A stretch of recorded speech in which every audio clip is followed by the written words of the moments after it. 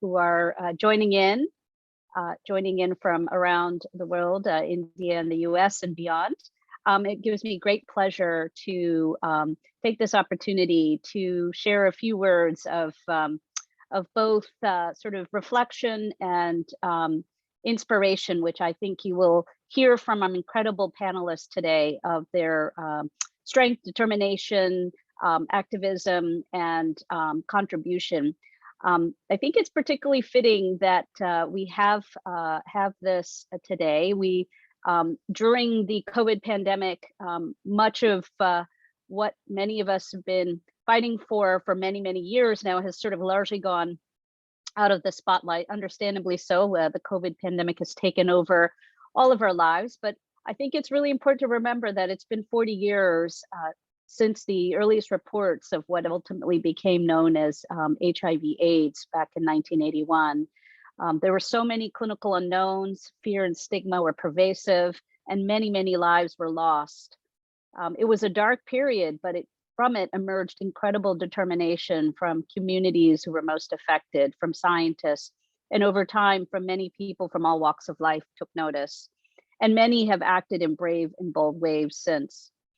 You know, we recognize the incredible progress that's been made and clearly the need for more.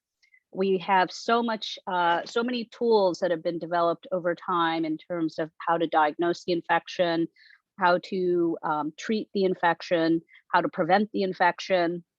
And yet we are still at a sort of sobering moment where we still are seeing 1.5 million new infections in 2020, and 39 million people are still living with HIV, despite all of our wonderful scientific progress. What this means is that we have much more work to do, and we know that inequalities, fear and stigma continue to prevail and drive the pandemic of HIV. And so we cannot give up, we cannot be complacent. In India, we have, which has the third largest HIV epidemic in the world. In terms of absolute numbers, we estimate 2.3 million people living with HIV. And there's clearly differences in geography, but we know there are key populations that are incredibly impacted, where we have sort of very high incidence in some key populations, HIV prevalence among our Hijra and transgender communities, men who have sex with men, female sex workers is 6 to 13 times higher than the adult prevalence, and injection drug users or persons using drugs have 28 times higher than that of our community prevalence. So we have a huge amount of work to do. And I know many of the people who you're going to hear from are really our heroes, are people who are on the front lines, fighting day in and day out to make a more just and equitable access, care, delivery model. And we are making progress. It is inspiring to see that we continue to improve in terms of declining HIV infections overall in India of 37%, and certainly HIV/AIDS related deaths have decreased by 66% since 2010. But we still need to get to our attainment of the 90-90-90 key targets towards achieving end of AIDS by 2030. So without further ado, I really would like you to sort of listen to our voices that you're going to hear today. They're our inspiration, and we have so much to learn and to support. So thank you for joining today's mark of Johns Hopkins Institute World AIDS Day, and marking the 40 years since we first acknowledged its presence. Thank you so much, Amita. We are going to now watch a very short video on the Mitr Clinic, and you're going to hear all about the Mitr Clinic very shortly as well. Just a reminder that this webinar is being recorded in case folks were not able to make it today. And just as a courtesy to all of the panelists and your fellow participants, please make sure that you keep your audio muted just so that there are no interruptions. And without further ado, I will go ahead and play the video. All right.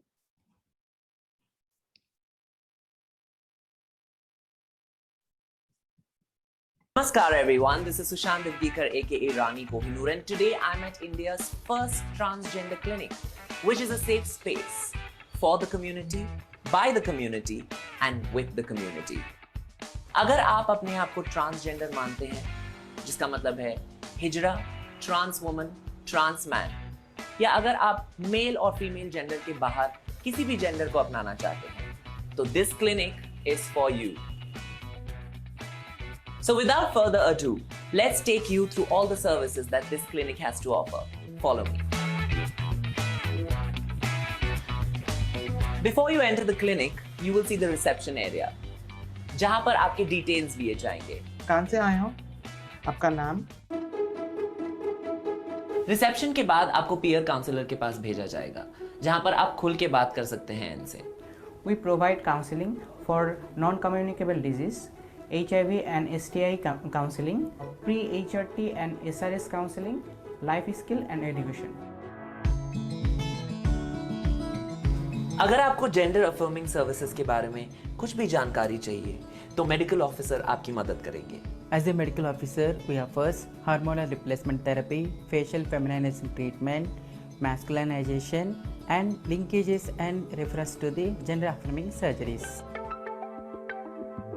अगर हमारे peer counsellor को लगता है कि आपको specialised counselling needs हैं, तो वो आपको हमारे प्रोफेशनल काउंसलर यानी साइकियाट्रिस्ट के पास रेफर करेंगे. I'm a professional psychiatrist and I offer mental health services and also services for gender-based violence. If you need any kind of legal or social support, apart from our peer counselor, our clinic manager can also be of support to you. हम legal aid services भी देते हैं, transgender portal services भी देते हैं, certificates बनाने में help करते हैं और सोशल एंटाइटलमेंट्स भी देते हैं हम लोग.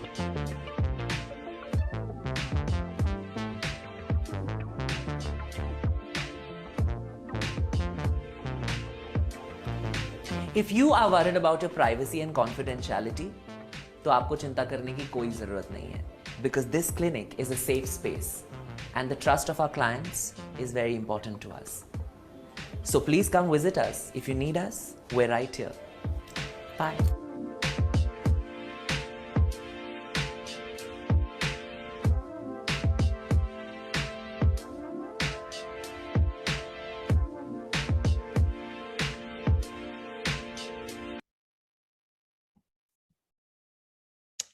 All right. We are so excited to hear more about the Mitr Clinic.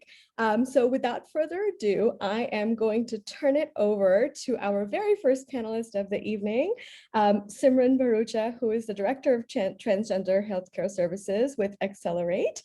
Simran, over to you. We're so excited to hear from you. Sure. Thank you so much, Tanya. And namaskar, everyone. My name is Simran. I identify myself as a trans woman. So therefore, my preferred pronouns are she and hers. As you saw this beautiful clinic, which was just displayed right now, it is a kind of an innovative model in itself, since this is the first ever community-led comprehensive clinic. As the video said itself, that this clinic is implemented by the community for the community.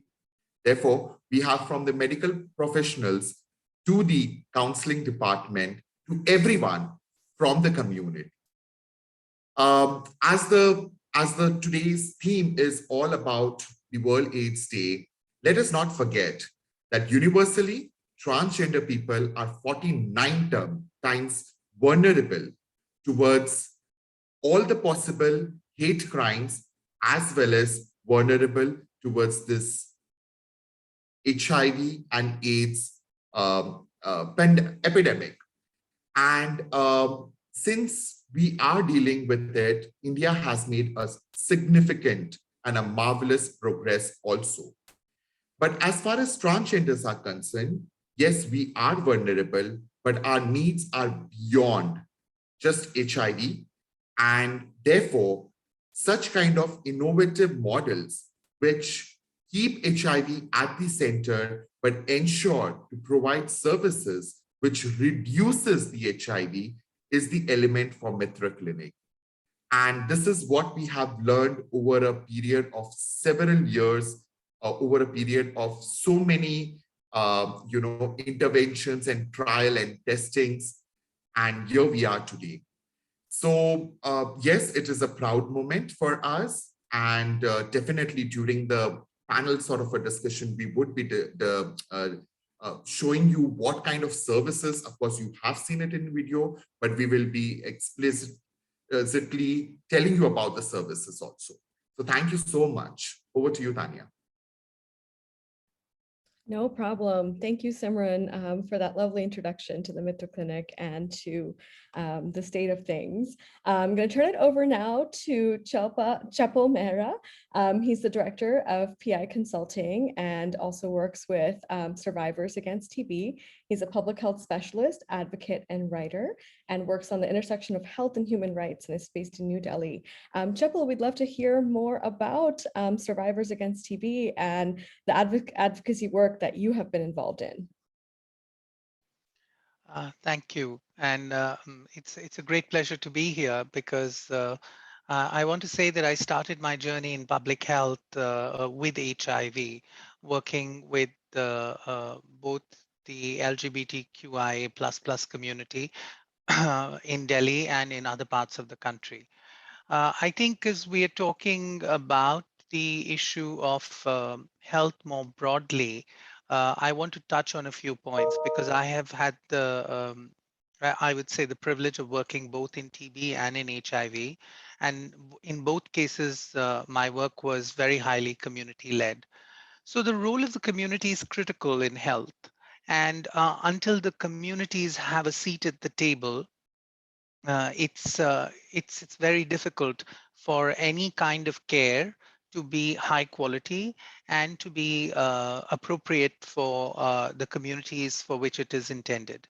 A couple of things that we know from our good experiences in HIV, which I think Simran was also touching on and the video also touched upon, is the fact that a lot of the work, a lot of the understanding, the destigmatization, the quality of services that has been improved in HIV has happened through advocacy and activism.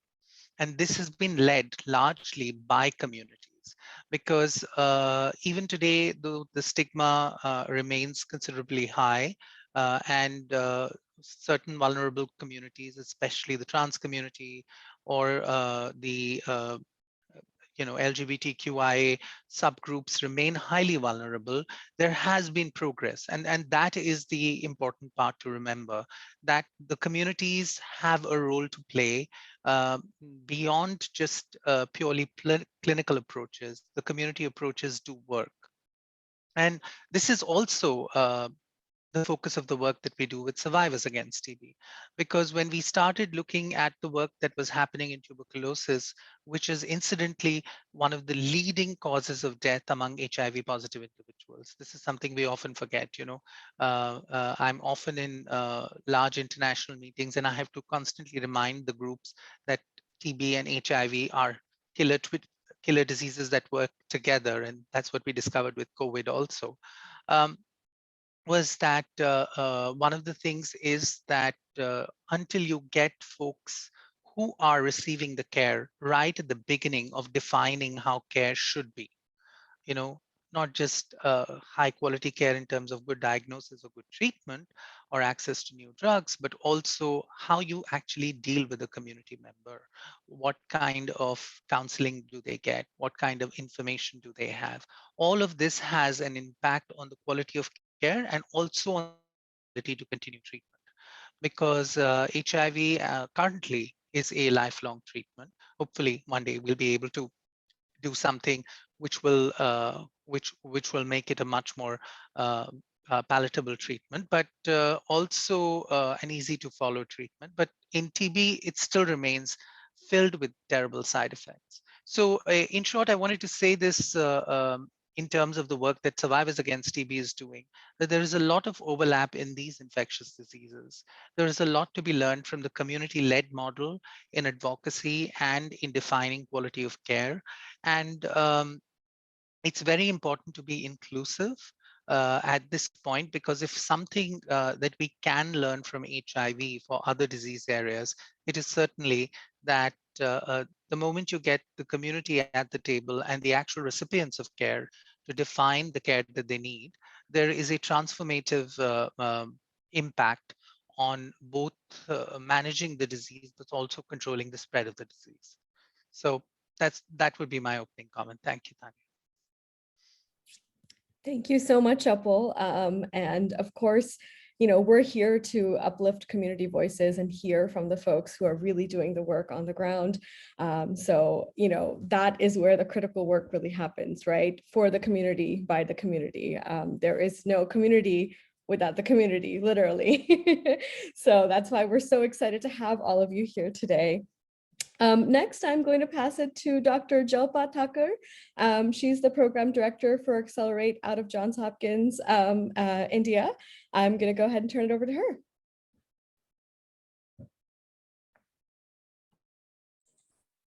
Thank you, Tanya, and it's great to speak after Simran and Chapel, since we are moving towards another very innovative strategy to reach the right population and the community who have been unreached so far. So I'm going to speak a little bit about how Project Accelerate conceived the idea and the strategy of implementing HIV self-testing in India for the first time. And as we realized, there was a pressing need to introduce this strategy that WHO recommended in 2016, especially in India, because we see that globally also we have made progress towards the 95-95 strategy. However, COVID and other factors have impacted and slowed down the progress. Similarly, in India, we have done significantly well across the second and the third 90, as we see in the graph. However, in the first 90, we have seen a steady rise, and also a decline over a period of time has for the new infections has plateaued from 2010 to 2020. The goal was to have a 75% decline. However, we have only achieved 37% decline in the last decade, which also means that there is a need to move towards more innovative strategies to reach those population, to reach the population at risk or vulnerable population, not really categorizing under the key population, but falling under the vulnerable category. And those who would not really now access the traditional facilities, such as the physical sites for testing, and are usually, can be reached through various online and virtual platforms. So that's exactly how we conceptualized to move towards a more virtual approach, to move towards an approach which is very KP agnostic, but at the same time keeping in mind the need of the community and providing those services under one roof in a very comprehensive and an integrated way through a single online platform called as Safe Zindagi. And my colleague Deepak is going to be talking a lot more on that in the next session. So in terms of the HIV self-testing model under Accelerate, we first designed an online platform, and this actually online platform started in 2019, and it was called as Yes For Me, but now it is called as Safe Zindagi, which is actually providing a safe space for the sexual needs of all the vulnerable population that come under all the particular categories. So this is a quick picture of how our platform looks like. And again, it's KP agnostic. Anybody can come here, read about HIV testing, about STI, about self-testing, and book a test or order an HIV self-testing kit as per their convenience and their requirement. And when we talk about HIV self-testing in particular, we designed the model in a way which is, one, sustainable. It is also very user-friendly. So the clients are not dependent upon somebody in the field or have to have a face-to-face conversation, can directly come on the website, on the platform, and order an HIV self-testing kit after understanding on how to do the test. So we ensured all of that while making this algorithm. So how it really goes is that we reach our clients. Of course, the idea and the aim was to reach those who are not reached by the traditional services of the targeted intervention NGOs or by the integrated counseling and testing centers in India, which are spread across 33,000 sites, more than 33,000 sites in India. So the idea was to reach these online youth who are vulnerable through various online platforms such as dating apps, such as social media, such as Facebook, and also a lot of one-to-one outreach is conducted by our virtual counselors who are actually leading this particular virtual platform called as Safe Zindagi. So we have about 16 virtual counselors who help the clients understand what these services are, take their confidence, bring in the trust factor and the rapport, and then work around with them in terms of pre-test counseling and help them book an HIV self-testing kit. So once the client understands all of these things, either from direct one-to-one outreach by our virtual counselors who are also from the community, not from the community, or by looking at certain advertisements on the social media platforms like Facebook, for example, they land onto our website. And like I said, the website is very user-friendly, so they can directly click on order now. Once they click on order, they actually have to go through a 2-question screening, which is as per the WHO guidelines to understand the eligibility if the client can actually take an HIV self-testing kit and conduct the testing by themselves. And then once the registration is confirmed, which is again, OTP based with mobile number as unique, so that we can actually understand that each client is unique and can work with them again to complete the entire cascade of care. And then the client can select what kind of delivery they want. They can either choose a courier service where they input the address and then they can get that delivered at a very convenient location, wherever they want, at home, their friend's place, or anywhere else where they'd like to do the test. Or we also have developed these pickup points, which are usually based in the private setting or a private clinic or a private doctor or a hospital, or also in some of the community-based organizations who are not working in the public sector and have a huge network of the community from MSM, FSW, TGP, WID communities, and can help them either pick up the test kit from their centers or even do the test at their centers under their assistance. And once the client understands and selects this, they can then select the type of assistance they want. So since HIV self-testing in itself is, very, very less assistance is required, the client can actually just go through a 3-minute video that talks about how to do the test and actually do the test on their own. Or some of the clients, many of our clients on our platform also require assistance. So they select assistance, the virtual counselor books an appointment with the client and then helps them complete the test based on their preference that we get during the registration. And then finally, the client reads the consent, and only after the consent is provided by the client, the order is confirmed and the test kit is delivered to the client. And once the test kit is delivered, the entire process of helping the client to do the test, reporting the result back, which is very, very important from the perspective of the challenges that we see in HIV self-testing, and then further help them to link to either prevention services or treatment services based on the result of their screening test. All of that is assisted by our virtual counselors and is also independent of them. So if the client understands and if the client kind of reads and goes through the entire process, they can do all of that on their own without any assistance. So this is how we tried to build our implementation model to serve the community and to make it very, very accessible, flexible, and also very user-friendly. So if you see, it's an amalgamation of the online approach as well as a physical approach, where we have the online platform. The client comes from anywhere looking at the, the topic, the post around HIV self-testing on the social media and register themselves and order a kit. Or the pickup points also see a lot of walk-in clients coming from the community who may have heard about self-testing or who may have been reached by their own social and sexual network. So they can come to these CBOs or to these private clinics. They can register themselves there and then because it's only a 5-minute process.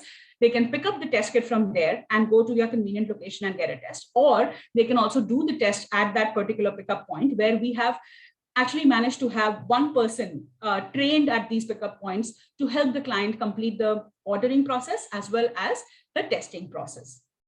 So the online platform Safe Zindagi provides a lot of information on self-testing, and we have seen great success. We have seen a lot of clients actually reading through all the materials through some of the analytics, and we have the virtual counselors helping the client do the entire process, those who really need assistance.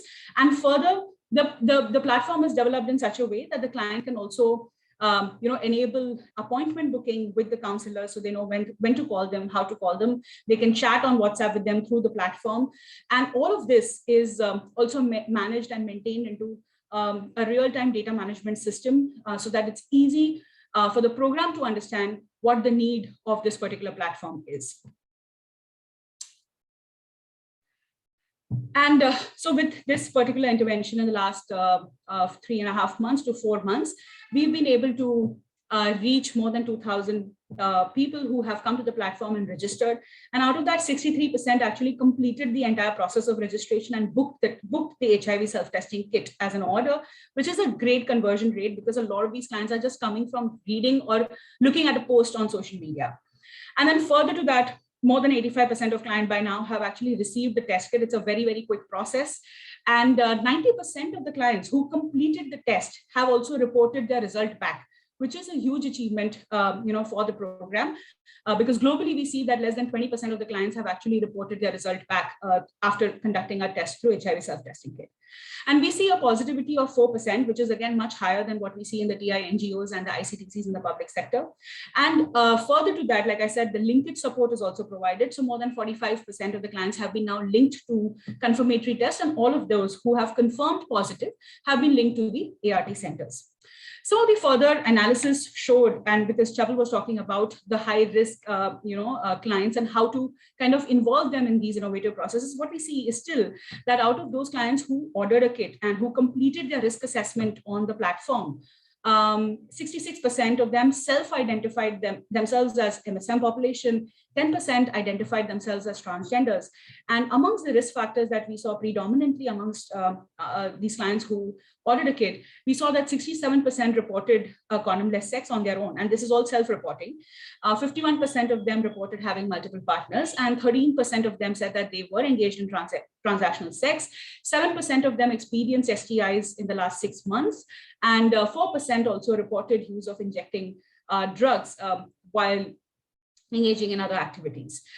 So with this kind of a portfolio and with this kind of a reach, we feel that HIV self-testing has a lot of potential to reach in India to those population who are, and the median age, sorry, I would like to add that, is also between 25 to 30 years for those who order the kit and those who were also positive. So it is a platform, and it is definitely an area which we need to expand, make it more sustainable. Right now, the test kit is completely free of cost, and hence we see so much of uptake. But there is a huge scope to make it more sustainable, to expand it to each and every community members who are not reached by the traditional services in India. Thank you. With that, I will end my talk here, and back to you, Tanya. Thank you so much, Alpa.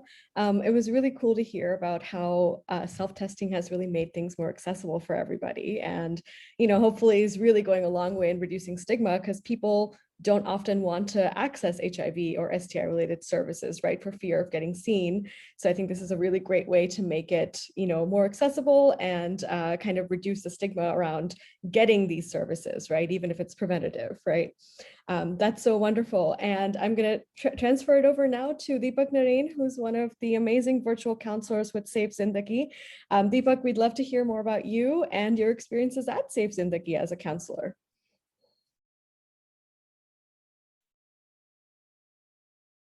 Oh, Deepak, I think you're still muted. Hello, thank you so much, ma'am. Thank you, all of you. We are working in Safe Zindagi. This is an online platform, and we are working. Reach high risk population, virtual level, in all over India. Hello. Yep, we can hear you. Yeah. हमारे पास कुछ major cities हैं जिसमें दिल्ली, हैदराबाद, बेंगलोर, चेन्नई, पुणे, मुंबई। तो ये हमारी major cities हैं जहाँ पे हम ज़्यादा फोकस रखते हैं, क्योंकि यहाँ से हमें जो है रिस्पॉन्स ज़्यादा आता है। और हम जब ऑनलाइन आउटरीच करते हैं तो उस सिचुएशन में हम कुछ टूल्स का यूज़ करते हैं, जैसे कि dating apps, Facebook, WhatsApp groups, और हमारे कुछ हेल्पलाइन नंबर है तो हम वो यूज़ करते हैं। तो उस टाइम पे हम बताते हैं उन्हें HIV के बारे में, STDs के बारे में, सेफ सेक्स प्रैक्टिसेस के बारे में, टेस्टिंग के बारे में, प्रिवेंशन के बारे में, और लिंकेजेस के बारे में। उसके बाद मैं खुद LGBTQ कम्युनिटी से हूँ, तो मैं उन्हें मतलब ये बिलीव दिलाता हूँ कि जो हमारी बातें हो रही हैं वो 100% कॉन्फिडेंशियल और सीक्रेट रहेंगी। तो इस बिहाफ पे मैं मतलब उनको कॉन्फिडेंस दिलाता हूँ कि मतलब जो भी बातें होंगी वो हमारे बीच में ही होंगी। तो उसके बाद मैं उनको अपने सेफ जिंदगी प्लेटफॉर्म के बारे में बताता हूँ, और जिसमें हम www.yesforme .in इन पे मैं उनको रजिस्ट्रेशन करवाता हूँ। अगर वो खुद रजिस्ट्रेशन करने में कंफर्टेबल नहीं होते तो मैं उनकी हेल्प करता हूँ। वहाँ पे हम उन्हें बताते हैं कि हमारे पास हम मतलब कुछ सिटीज में हमारे लैब अवेलेबल हैं और उन लैब में से कहीं पे होम कलेक्शन भी अवेलेबल है। तो उसके बाद एक HIV सेल्फ टेस्टिंग किट के मतलब कुछ सिटीज में हमारे खुद के लैब अवेलेबल नहीं थे, तो वहाँ पे हमको रीच करने में बहुत प्रॉब्लम होती थी। वहाँ पे हमें लैब प्रोवाइड नहीं होते थे, तो उस सिचुएशन में हमारे को जो हम मदद की HIV सेल्फ टेस्टिंग किट ने, क्योंकि कुछ सिटीज में जब जहाँ पे हमारे लैब नहीं थे, हम वहाँ पे हम कुरियर करा सके HIV सेल्फ टेस्टिंग किट। जब हम टेस्टिंग के बाद जो आफ्टर रिजल्ट आता है, तो उसके बाद मतलब अगर क्लाइंट का नेगेटिव रिजल्ट आता है तो हम उन्हें प्रेप के बारे में बताते हैं और प्रेप के बेनिफिट बताते हैं, उसका प्रोसेस बताते हैं क्लाइंट्स को। और वो प्रोसेस के बाद हम ये भी बताते हैं कि जो आप प्रेप अगर स्टार्ट करते हैं तो वो हमारे डॉक्टर आपको कंसल्टेशन और प्रिस्क्रिप्शन प्रोवाइड करेंगे, वो भी फ्री ऑफ कॉस्ट, जिसका कोई चार्ज नहीं होगा। तो वो क्लाइंट ज़्यादा कंफर्टेबल फील करते हैं। फिर हम उन्हें पूरा प्रोसेस बताने के बाद तो हमें उन्हें लिंक कराते हैं प्रेप से। अगर जस्ट इन केस अगर उनका जो रिजल्ट होता है वो पॉजिटिव आता है, तो उस सिचुएशन में हम उन्हें ART लिंक प्रोवाइड कराते हैं और प्रॉपर तरीके से उनका फॉलो अप करते रहते हैं। अभी तक हमने जो टिल सितंबर हमने 7,000 प्लस हमने टेस्टिंग लैब टेस्ट किए थे, जिसमें से कि 70% पॉजिटिविटी निकली और हमने उन्हें ART से लिंक कराया। 7%, right? Hello, Yep, we can hear you. और हमने अभी तक टिल सितंबर 168 क्लाइंट्स हमारे ऑन प्रेप हुए, जिसमें से अभी टिल 135 ऑन प्रेप है। ये हमारे 80% अचीवमेंट है कि वो अभी तक ऑन प्रेप हैं। और हम उन्हें और हमारे जो ART है अभी टिल सितंबर हमने 7,000 प्लस जो हमने टेस्टिंग कराई थी, उसमें से 491 हमारे क्लाइंट स्क्रीनिंग पॉजिटिव आए, जिसमें से हमने 384 क्लाइंट्स को HIV कंफर्मेटरी टेस्ट कराया और 263 क्लाइंट्स को हमने ART से लिंक कराया, जो कि हमारे लिए 75% अचीवमेंट था। इसके बाद हम उन्हें बताते हैं कि कोई भी ऐसा हाई रिस्क ग्रुप जो TG पॉपुलेशन है, MSM है, IDUs है, FSWs हैं, हम उन्हें बताते हैं कि हाँ, सेफ जिंदगी एक ऐसा प्लेटफॉर्म है जो आपके लिए बहुत बेनिफिट है।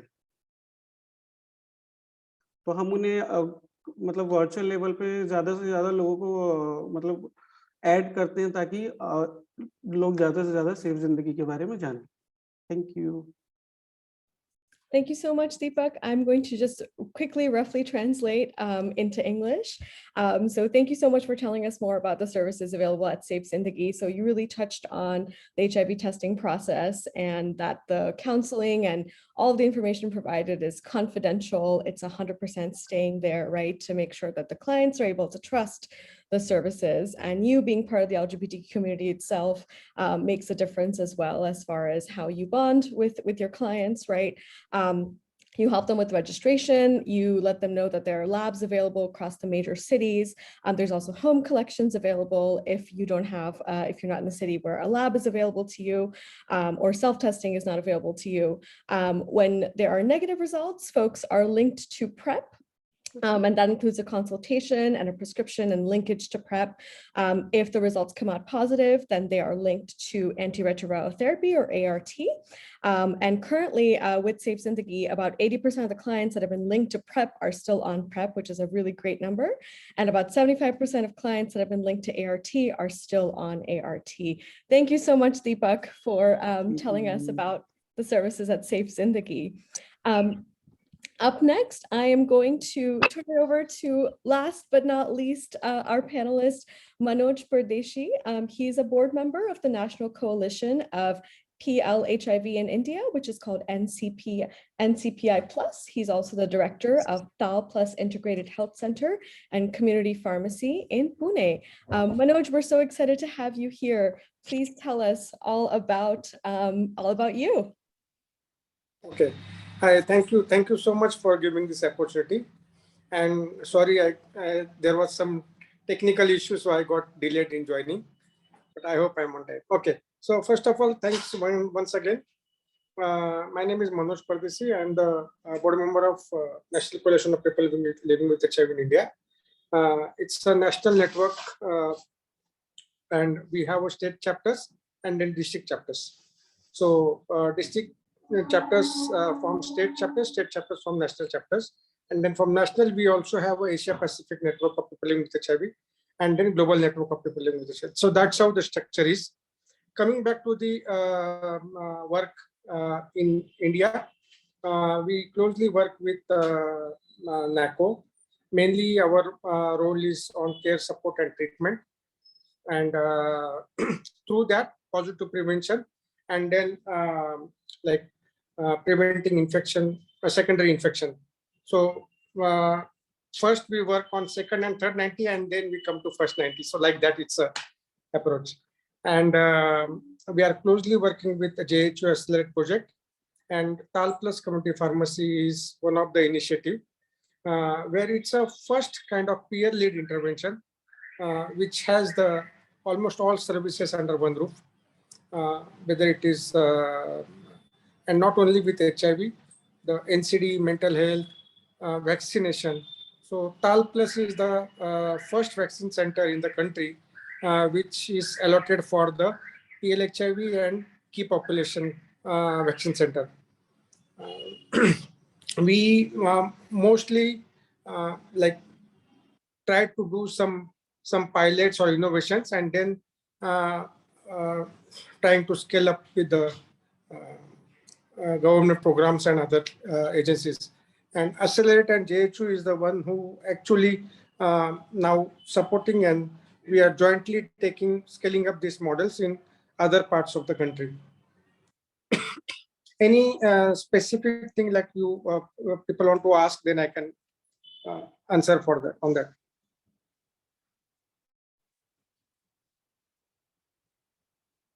Anything like more you want to understand, or? That was a great introduction. Thank you so much, Manoj. Hi, Sunil. Hi, Manoj. Thank you, Manoj. Thank you all for those excellent lightning talks. I'm sorry I was stuck in commute in Delhi traffic, as it's usual this time of the year and this time of the day. But thank you all for those excellent round of talks. And I think we've got some questions. But I think what we really want to focus on over the next 30 minutes is the COVID pandemic. It really has impacted all our lives in different ways across the world, whether you're in India or in Baltimore. It impacted each of us differently. So maybe we'll start first with Simran, because she went first. And Simran, I guess the question for you is, what really did the COVID pandemic expose to you, or what are the biggest challenges faced by the transgender community or the trans community in India during the COVID pandemic? Thank you so much, Sunil. I think, I don't think, but the reality is in all possible ways.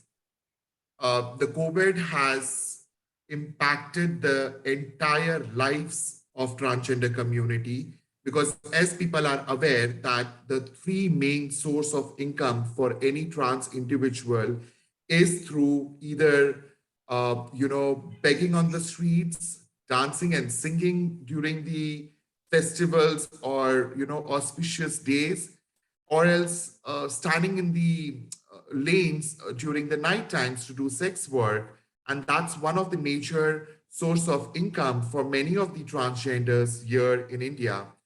And as we see that, because of the lockdown and because of the entire halt towards to the nation, all the transgenders were sort of taken away from their livelihoods in just one single day.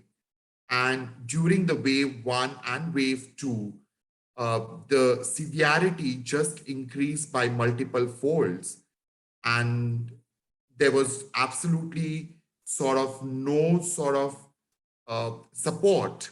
Of course, there were initial support given later during the day, during the time, but the initial days were really, really very, very horrible, as I could put it in one sentence. Over to you, Sunil.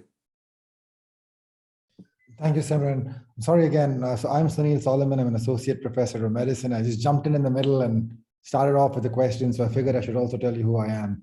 So maybe I'll just move on next to Chapel. So Chapel, I think so with HIV, what we've seen globally is that the diagnosis of new HIV infections has dropped by like 50, 60%. With the lockdown restrictions, India also has like the largest number of TB cases globally. How do you think the COVID pandemic really has impacted diagnosis of TB? And what does that mean for transmission? If people aren't getting diagnosed and not getting treated, so are they staying at home? Are there more transmissions? Like, what do you think is going to happen when we actually come out and we try to go back to a sort of normal? Yeah, so I don't know if you can hear me. Can you hear me, Sunil? Yeah, great. Yep. So I'd break that question up in parts and answer it. The diagnosis has fallen by is tracked nationwide by notifications that are made. TB is a notifiable disease in India. And we did a comparative analysis, and the notifications had fallen by more than 40%. In the government registry. So you can imagine how many cases were undiagnosed and remained untreated. I suspect in HIV, this is not very different. And this is in TB, we know because it's a notifiable disease. So the impact is clearer. We don't have data from the private sector. I want to point that out. Not enough data. So probably it is much higher. Um, this has implications both for treatment and for transmission, because as people get, TB has symptoms which are very similar to COVID. So we found in a lot of case studies that people who had TB got tested for COVID and then were sent back home. Nobody, which is why we pushed for bidirectional screening across the country, right? So people tested, got light fever and cough and irritation and fatigue, and then were sent back home. And also for transmission, I think people trapped in homes under these long lockdowns without proper ventilation. All of India doesn't live in ventilated homes. So these are all implications that we will see. I think the caseload will rise. We don't know for now. So I think those are the implications just from diagnosis. Thank you, Chapel. I think the next question, Amita, is for you. So I think one of the most remarkable things about COVID, which I think I still find hard to believe, is we had a vaccine in less than a year. And as you said, we've had HIV for almost 40 years now. Like, why hasn't Moderna found us a vaccine for HIV, I guess is the question. Yeah, so great question. We've been fortunate to sort of see so many advances in HIV treatment in terms of new drugs, even the way we're dosing. We're getting to place time now where you can do 1 month, 3 months, possibly 6 months, and even longer for delivering the drugs that are so important and life-saving. But it's been incredibly hard. We've been working on an HIV vaccine for literally since the early days of when it was first discovered. And the challenge is this virus. Not all viruses are created equal, and HIV is a very complicated virus. It really escapes the immune system, so our ability to fight against it, our bodies don't make a great job of making what we call broadly neutralizing antibodies. So with the COVID vaccine, one of the key features is we make a very robust neutralizing antibody response. With HIV, it mutates very, very rapidly. It has lots of tricks in its virus that allow it to escape our usual host immune system. But I will say that with recent, sort of in the last several years, we've gotten a lot better understanding of broadly neutralizing antibodies and their importance. We're even looking at broadly neutralizing antibodies for treatment. And now, with great excitement and bated breath, despite several vaccine candidates essentially failing in clinical trials, we're very excited to see a new mRNA vaccine that's entering into a phase 1 clinical trial called mRNA 1644 and 1644V2 that will be developed to see if it's safe, and then eventually, if it looks safe, then it'll go into a larger study to look if it has efficacy.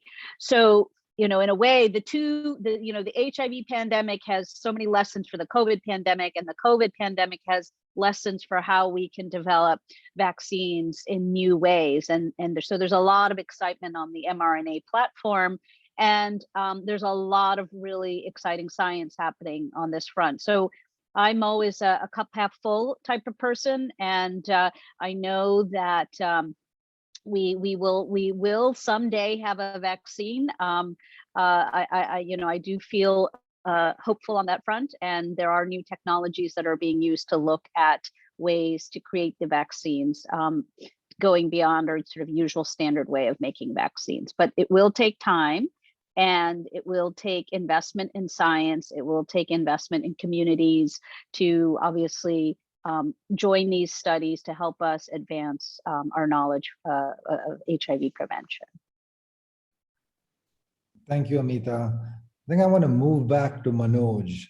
So Manoj, I think in recent months, it's become abundantly clear that people living with HIV really are at a higher risk of severe COVID disease, higher risk of mortality, and we do have vaccines. And one of the challenges of the vaccine is vaccine hesitancy. And so can you talk a little bit about, are you seeing vaccine hesitancy in India, especially among PL-HIV, because there were rumors floating around saying that if people with HIV take the vaccine, they may get COVID. So what does vaccine uptake and access to vaccines for people living with HIV in India look like? Thank you, Sunil. So yes, there are lots of myths and misconceptions in the beginning. And especially people were feared, like we already have one virus, and if we get another virus in our body, will it affect my body, or will it make me more weak? And then if you like, and you are also part of the all sensitization webinars in the beginning when we started the spreading the science part of the why it is important to get the vaccination. So it took almost 3 to 4 months to continuously keep hampering with the community, continuously keep telling them that why it is important, and especially considering immunocompromised condition, we have to take this virus vaccine. So yes, in the beginning it was too many myths, too many WhatsApp myths also spreading, that if you take vaccine, the people will die in 2 years and everything, blah, blah, blah, blah, blah. So we crossed all those hurdles. Fortunately, like recently we checked like how many people we vaccinated. So from Pune, our TAL center, we got the data that 98.3% people so linked with ART center are got vaccinated. So that's the great news we have. Second thing, we lost lots of people with HIV, and 2-3 things scientifically also I want to ask. I don't know if this is the platform to ask or not, but people got COVID, they are admitted in the hospital, and then they detected MDR-TB. So was it that MDR-TB was silent and because of low immunity it came up or something like that? And later on they also developed black fungus, and we lost almost 4 or 5 key leaders, like president of Gujarat network, president of Bihar network, president of Telangana network, Andhra network. All these people we lost because of COVID and black fungus. But now uptake is good. People are also now started talking about booster dose. So that is, I see as a plus point, where the people, the acceptance is there. Even if booster dose come, they are ready to take the booster dose. Over to you, Sunil. Thank you, Manoj. And I guess the next question is either Jalpa or Deepak, or both of you can give me your views on this. So I think during COVID, and because of the lockdown and restrictions, mobility was limited. People turned people. So I guess this question is for Jalpa, because Deepak is no longer with us. So Jalpa, I think a lot of people have turned to virtual platforms. I think that's where HIV self-testing really was taking off.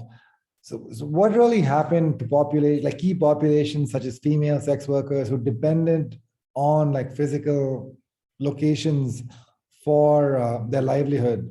Can you talk a little bit about that and whether your HIV self-testing strategies actually reach these populations and what the gaps are in reaching these populations? Sure, thank you, Sunil. Yeah, I think that was one of the very crucial moments and points of the entire intervention that we did through the virtual platform.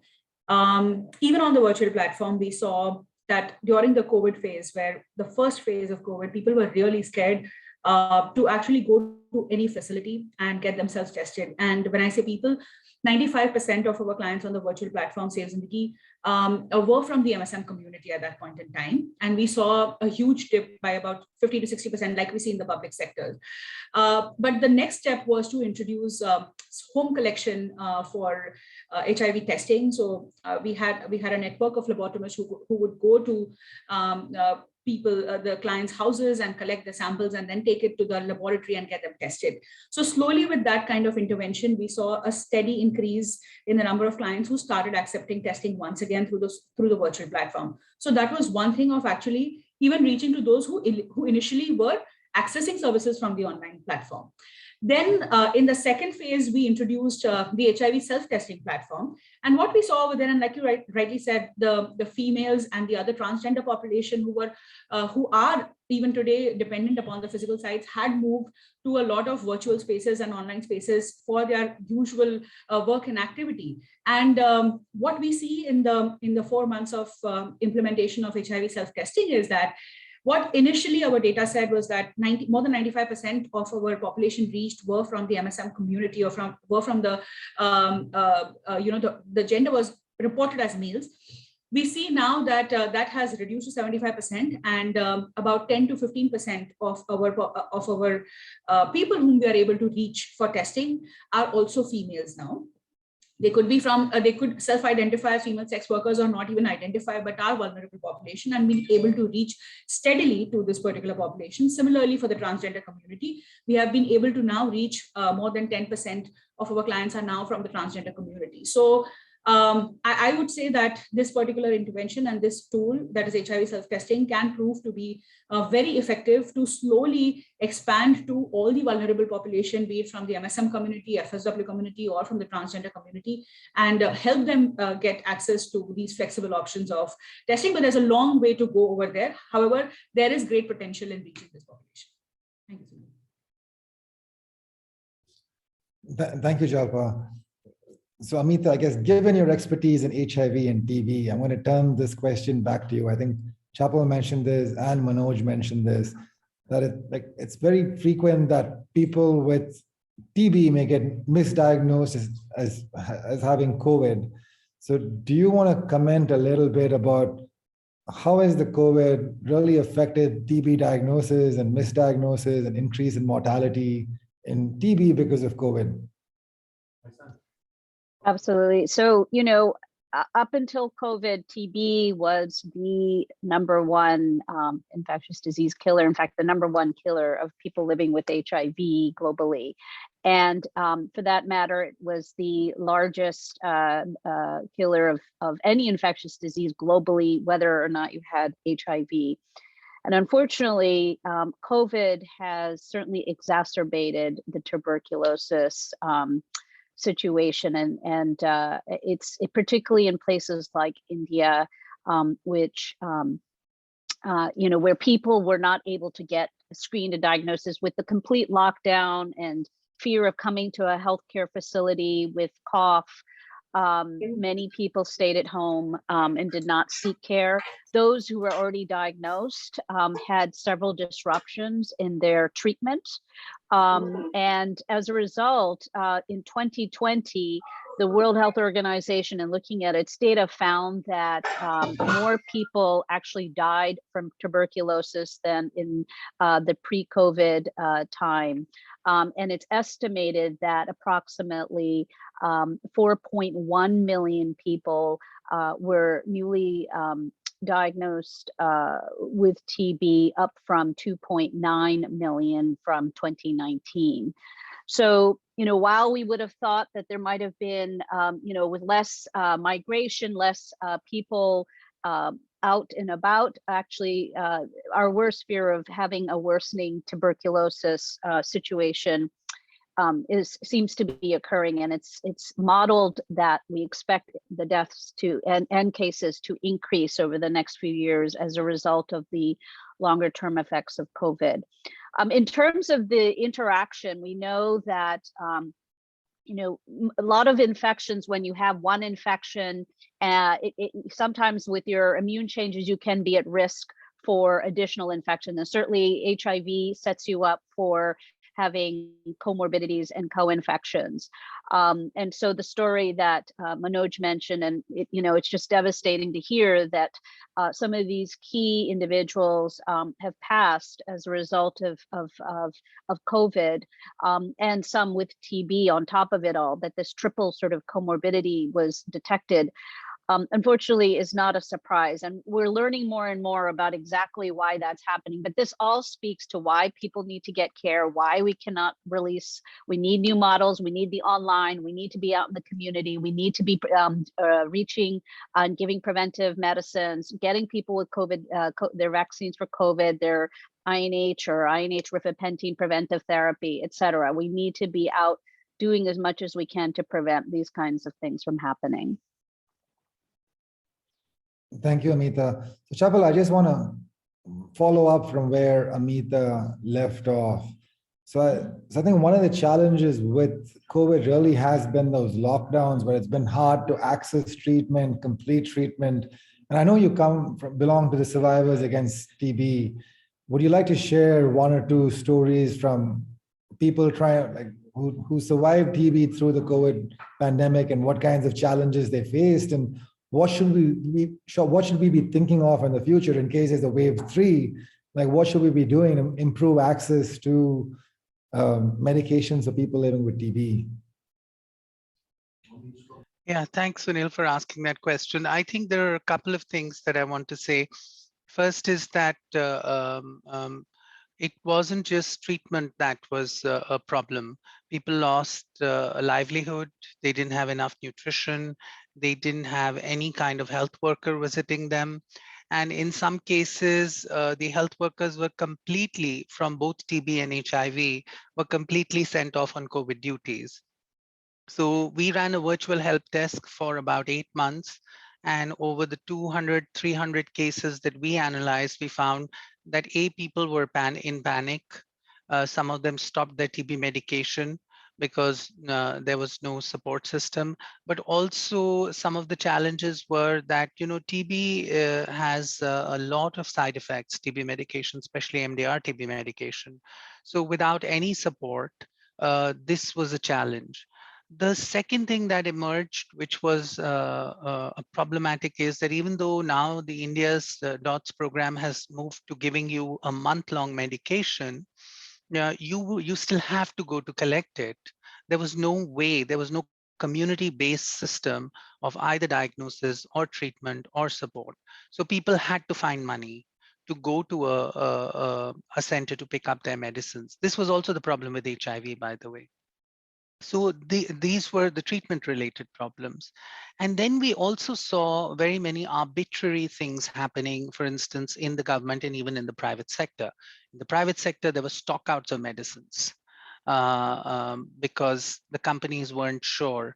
And in the public sector, we saw that because government officials were often not available, people would turn up and then wait a whole day and then go back and not get their medicines. So there were a lot of such problems that happened both with TB treatment, but I also want to say with HIV, because we found that a lot of people had both TB and HIV and were trying to get medicines from 2 separate places and with no money. So that was very challenging. Thank you, Chapo. I want to go next to Simran. So Simran, I think one of the questions that came up was, so in India, you do have like the whole targeted interventions program, which also caters to the trans community. And there are other programs and several programs, even under the Ministry of Social Justice, that provide services to trans community. Like, was the Mitr Clinic really needed, and why, and what was it that made you think that we needed a separate model such as the Mitr Clinic for the trans community in India? Sure. Thank you, Sunil, for the question. Yes, there has been targeted interventions being run through the country in India. Yes, there has recently been the Ministry of Social Justice trying to, get all the possible schemes for transgender people. However, the transgender needs are different. As the saying goes, that one shoe size does not fit all. Hence, the transgender needs are not similar to our high-risk group population here in India. The basic transgender need is to either look feminine or masculine. That services are not provided.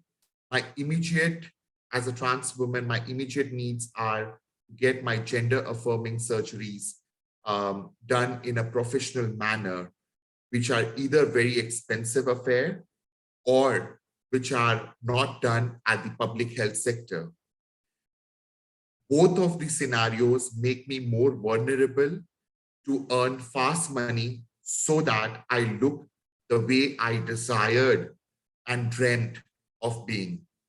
Such kind of clinics, such as Mitr Clinics, has initiated that process. Mitr Clinic is a clinic, which of course means we cannot perform any surgery within the clinical premises, but we have developed the referral mechanisms where we sort of link the transgenders through our clinic with these institutions, which are first and foremost trans-friendly, which do not have any biases or prejudice within their system, and which cater to the needs of trans people while they go for their gender-affirming cares.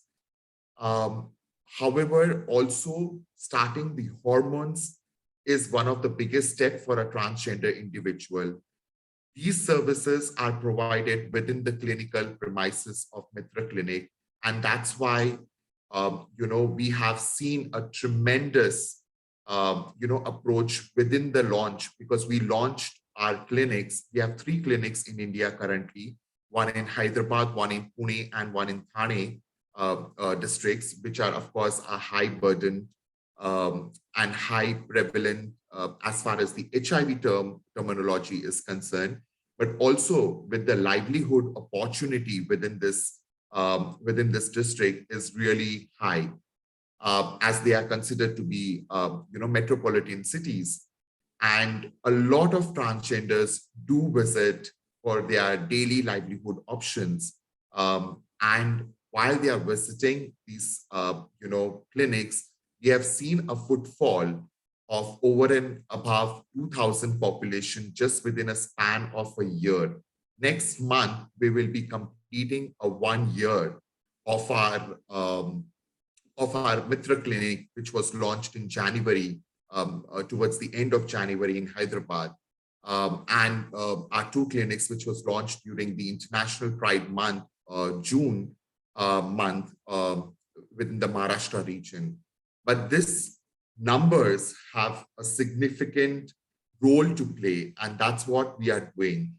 Mitr Clinic is not a standalone, but it's a complement structure to the existing government peripherals. So we are not replicating or we are not duplicating the efforts of the national government, but we are complementing the efforts of national government and trying to sort of reach to the unreached population, either as what Dr. Jalpa mentioned, that going through virtual mediums or having the people coming to this clinic, which is predominantly by the community for the community.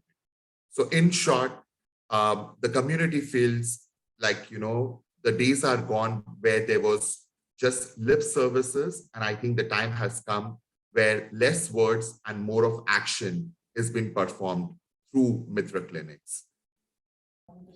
Thank you, Simran. So I think we're coming close to the end of the session. So we're going to do a rapid fire. Each of you gets 1 minute, all 5 of you speakers. And I want each of you to tell me the one lesson that COVID has taught you that you're going to implement in your HIV programming. And we'll start with Amita because she went first. Engagement, I think belief that working together with community, by community, for community is really the only way we're going to overcome, whether it's COVID or HIV or TB or any other health issue that we have at hand. Thanks, Amita. I think you stole Simran's answer. So Simran, you can't give the same answer, but a different lesson you learned from COVID, or one thing you'll do differently the next time there's a COVID pandemic. I would say in one sentence, very quickly, no more lip service. Nothing without us for us. And we'll move on to Chapo. Yeah, I'm going to take, since they are all stealing my points, I'm just going to make a broader point here and say that I think whether it's TB, HIV, mental health, or any other disease, health systems and health personnel is something we really urgently need to invest in, because that's what we discovered in this pandemic, that TB is actually not a badly functioning program overall, but it just took COVID a month, and even HIV is not a badly performing program in India. It took 1 month to put both these programs into disarray because we didn't have the health infrastructure and we didn't have health personnel, and skill levels were low. So I would say that is a really important takeaway. Jalpa, over to you. I think what we've learned from our program mainly is that having a bouquet of options and having diverse options for different type of people, but still in a very integrated manner, where the options for testing, treatment, and prevention can be combined with any such crisis that we face in the country will really help the population, and having those at accessible and flexible ways would again be a very, very important lesson for us going further. And the last is Manoj, last but not the least. Manoj, one lesson and one takeaway from the pandemic. Sure. So as we all know that COVID has hampered and paralyzed the entire health structure, and especially the lifelong treatment, and HIV is one of them. So the role community played in the increasing the access, ensuring the care support and treatment adherence. So that lessons, I think, is a very good example for any health system. And because since we didn't document it scientifically, but I can say that because of community, we have stopped derailing the HIV program in India. That's the key take lessons we learned. Thank you, Manoj. It looks like you summarized all the other responses put together. But thank you all for that excellent session and all of you for your participation. I will turn it over to Tanya to close us out. Sunil, can I ask one question or no? We are running. You can definitely text Manoj and we'll follow up, but I think we're running out of time. So let's turn it over to Tanya. Thank you all so much for joining us for this very first JHII World AIDS Day webinar. We're really thankful. And I want to just quickly say thank you to all of our amazing panelists, to Sunil for moderating, to all of our partners, Accelerate, Survivors Against TB, and CPI Plus, Safe Zindagi, Mitr Clinic, as well as to the Johns Hopkins India Foundation and to the JHII Center for AIDS Research for co-sponsoring this webinar. And we hope to see you at our next one. Take care.